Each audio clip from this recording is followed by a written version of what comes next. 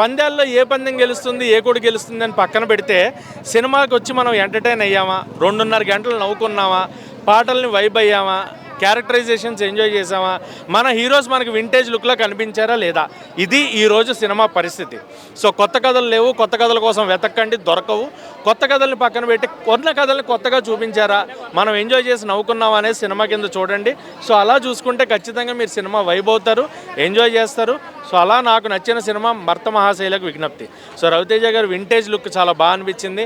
ఆయన నుంచి ఆ కామెడీ ఎంటర్టైన్మెంట్ ఎక్స్పెక్ట్ చేస్తాం కదా, అది నాకు బాగా వచ్చేసింది, ఎంజాయ్ చేశాను.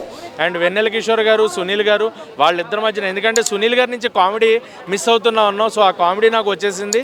సునీల్ గారు కామెడీ చేశారు, వెన్నెల కిషోర్ గారు కామెడీ, వాళ్ళిద్దరి మధ్యన జరిగే సీక్వెన్స్ చాలా బాగుంటుంది. అండ్ చైల్డ్ ఆర్టిస్ట్ రోహన్కి నాకు తెలిసి చాలా మంచి ఫ్యూచర్ ఉంది. కామెడీ ఎంటర్టైన్మెంట్ పీక్స్ అనమాట.